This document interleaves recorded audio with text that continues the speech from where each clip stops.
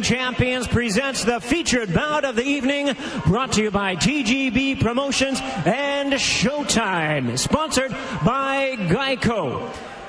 This bout is sanctioned by the WBO, the President Francisco Valcarcel, Supervisor Richard DeCure, along with the California State Athletic Commission, the Chairman John Carvelli, Executive Officer Andy Foster. Introducing our three judges, scoring from ringside, from Nevada, Tim Cheatham. Also from Nevada, Robert Hoyle. And from California, Daniel Sandoval. Introducing our third man to the ring, he'll be giving instructions after the introductions, Jerry Cantu. All right, fans, here we go with the main event of the evening. 12 rounds of boxing for the WBO Bantamweight Championship of the World. And now, ladies and gentlemen in attendance and boxing fans joining us around the world, live from Carson, California, it's showtime!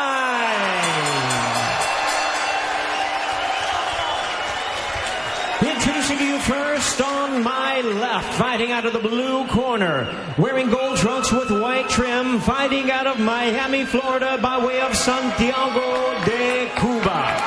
He weighed in at 117.5 pounds. His record stands at 20 wins, 1 loss, 1 no contest, with 13 wins coming by way of knockout. Ladies and gentlemen, here is the former 2-division world champion and the former 122-pound champion of the world, introducing the Jackal, Guillermo El Chacal Rigondeaux.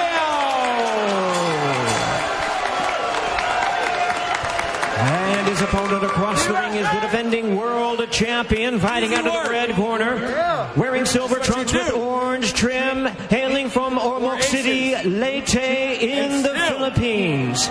He weighed in at the bantamweight limit of 118 pounds. His record stands at 30 wins, 4 losses, 21 wins coming by way of knockout. Tonight in the second defense of his title, here is the 3-division world champion and the current reigning and defending WBO bantamweight champion of the world, introducing John Riel Casimero.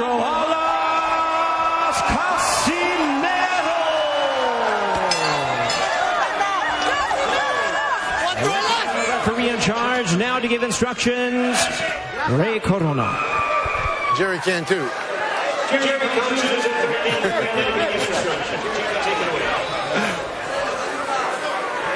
No worries. Let's go.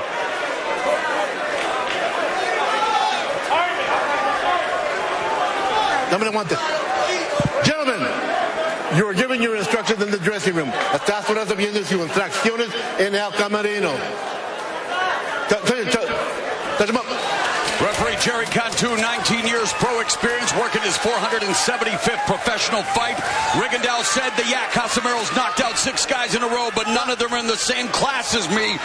Rigo says that Casimero's going to have the devil in front of him tonight, while Casimero joked that Rigondeaux's fights tend to put people other than his opponents to sleep.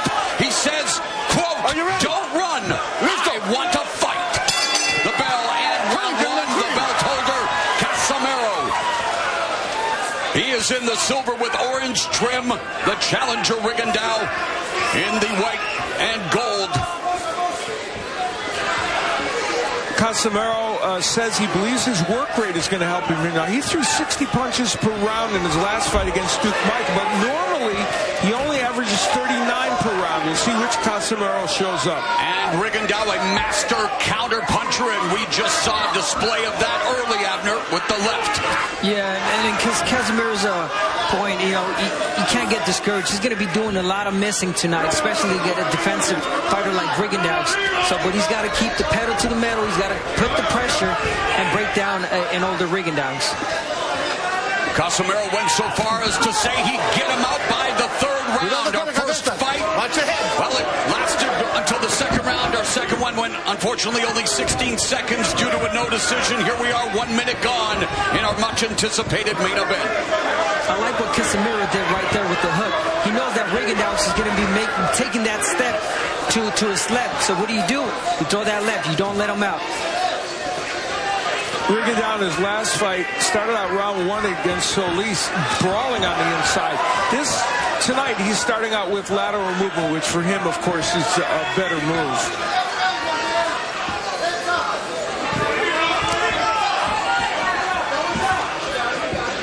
Now, you got to be careful because you know Rigondeaux is just setting up a punch. He's waiting for the right punch, especially that left hand. This is Rigondeaux' 4th fight with trainer Ronnie Shields. Shields said that Rigondeaux has the best feet in boxing, maybe the best footwork of any boxer Ronnie Shields has ever worked with. That's saying something. Yeah, that's for sure. Ronnie's worked with some nice fighters. Right hand there by Casimero. And Rigondeaux' hand is down. No knockdown. No knockdown. But referee count 2 saying it's not a knockdown. It's the fact that Casimero hit him right. Hit him 3 times when he was out. No knockdown. Oh, Casimero again on the attack. Rigondeaux trying to hang on. Early. I think there was a left hook that did stun Rigondeaux before he saw the canvas. Rigondeaux's been down 4 times in his career. And the early pressure by Casimero. I apologize. Casimero's doing the right thing, and Abner alluded to it with these left hooks. He keeps Rigondeaux in place, and against the left-hander, I think it's a very effective weapon. Good start by the belt holder. Casimero just belted Rigondeaux with another left hand as we go to round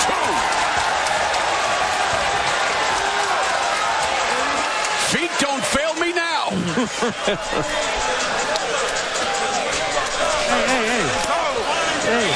Well, it was an eventful first round. Here is where Rigondeaux would hit the canvas. Now, he gets nailed with a left hand that's kind of on the back of the head. And whether that would be knocked down, who knows? But he was hit several times while on the mat, which, of course, could have also created a point deduction or disqualification of Casimero. And Rigondeaux complaining about being hit behind the head, which, in fact, he was. And we'll get a look at it again, Abner. Yeah, there was a punch behind the head, but then the punches afterwards while he was down, that could have been the punches that hurt him, to be honest, because Rigondeaux, he was hurt once he got up. And I do not want to intimate that Casimero is by any means a dirty fighter. He has been penalized 2 points in the past against Luis Lazarte for punching to the back of the head.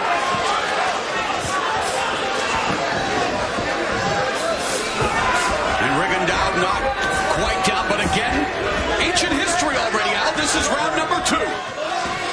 And Casimero continues to apply the pressure as expected.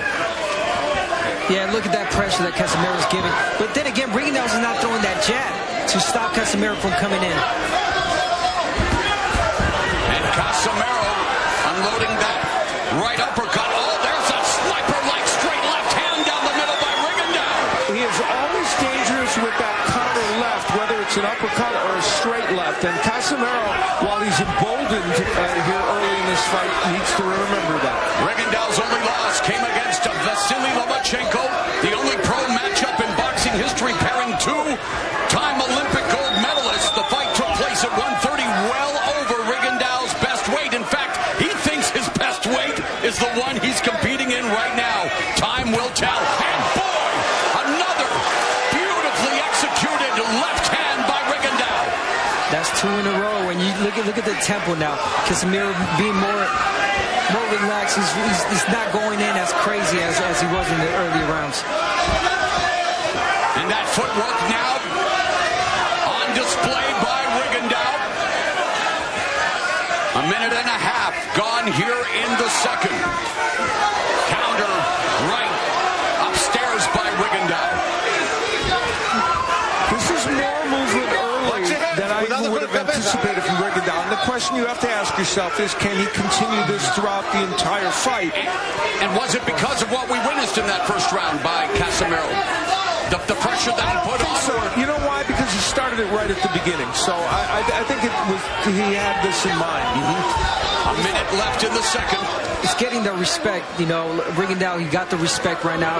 Now the tempo, look at the tempo right now. It's really calm It's what Rigondeaux wants it now. And Rigondeaux's having a strong second round with that left hand after the counter to the midsection.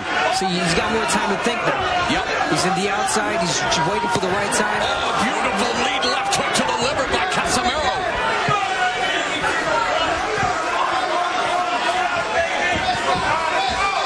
It was what Casimero was doing in the first round, and then in the beginning of the second one, that is going to give Rigondeaux problems. Right now, I think it's Rigondeaux. Rigondeaux's doing a good job of juicing the whole ring.